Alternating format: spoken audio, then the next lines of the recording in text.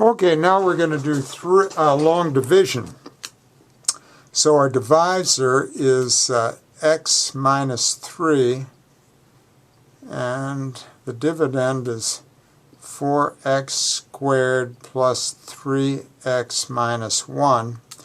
And let's see, we always key off the leading terms. So what times x is 4x squared, and that's 4x. So we multiply x by 4x. We also multiply negative 3 by 4x, and we get negative 12x.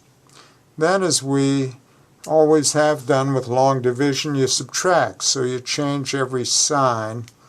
And these add out by design, and these two we get a 15x. Now we'll bring down the negative 1, and then we ask ourselves, what times x is 15x? So that's going to be plus 15.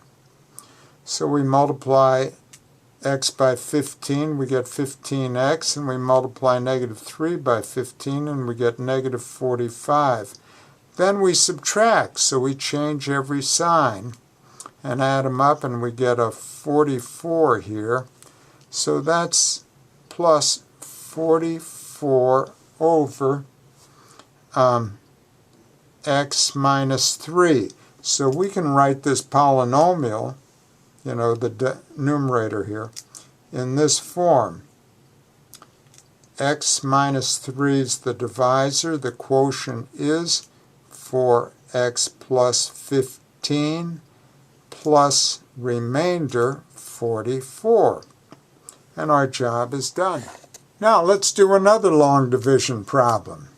So my divisor is x plus 3, and the dividend is x squared, and I have to leave a space for the x term. There's no x term here, but we still have to accommodate for it and leave a space and stick the negative 2 out here.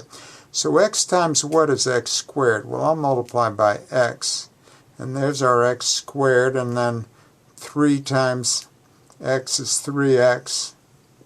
And now we'll subtract, so we'll change every sign. This will become a negative, so we get negative 3x. And bring down the negative 2. So now we ask ourselves, what times x is negative 3x? Well, that'll be negative 3. And now we have negative 3x minus 9. And then we subtract, so we change every sign and add these up, and that becomes a 0 by design. And this becomes a 7.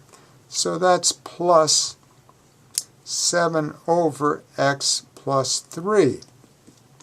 But let's write the polynomial in factored form along with the remainder. So we've got an x plus 3. That's the dividend, or the divisor. The dividend is x minus 3, and plus remainder 7. And we've done our thing.